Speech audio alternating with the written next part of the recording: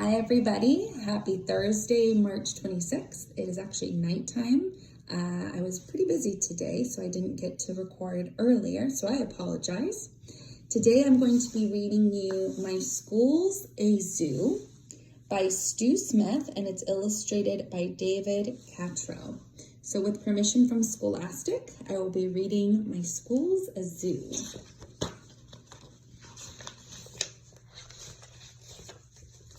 Yesterday's trip to the zoo left me feeling rather strange, like my life was somehow different, or just about to change.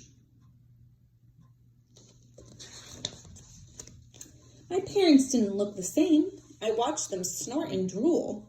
My sister ate my homework. I'm glad it's time for school.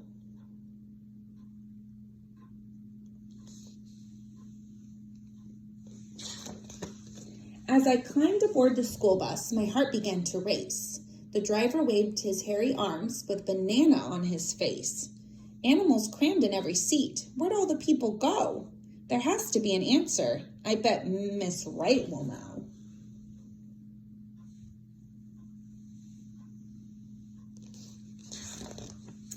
I ran into my classroom, but my teacher wasn't there.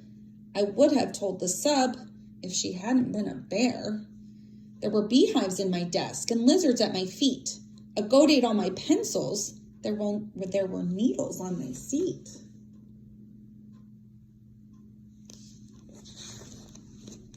By the time I got to art class, there was nothing I could do. There were pythons on the ceiling, wreaking havoc with the glue.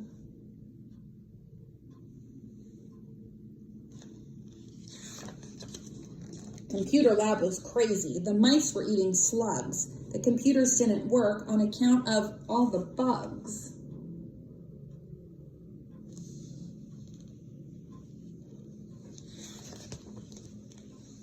I tried to call for help, but a yak was on the phone. The principal was useless. He was gnawing on a bone.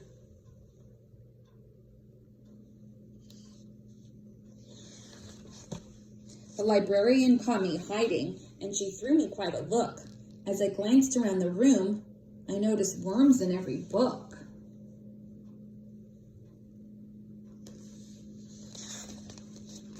The lunchroom sure was crowded, and the aides looked pretty mean.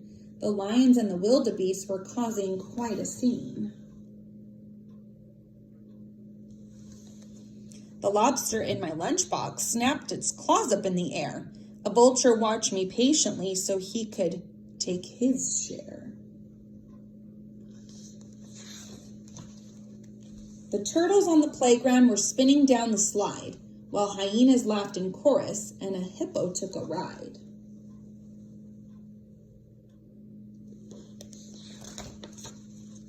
Music class was noisy. A penguin led our band.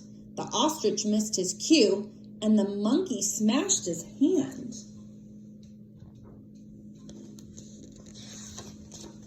I was feeling kind of nauseous, so I went to see the nurse. But judging by her awful fangs, I thought she'd make things worse.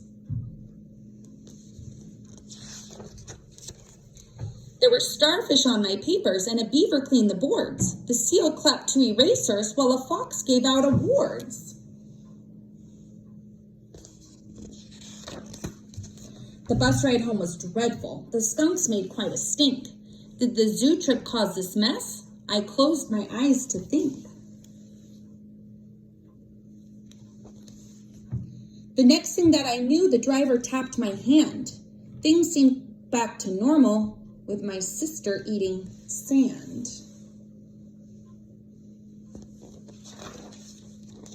I sure hope that our next trip to the dinosaur display won't have the same effect as the zoo trip did today.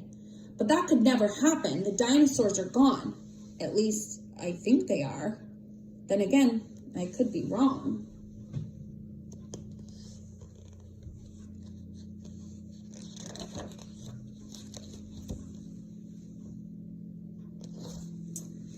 So that was My School's a Zoo. I hope you enjoyed that book.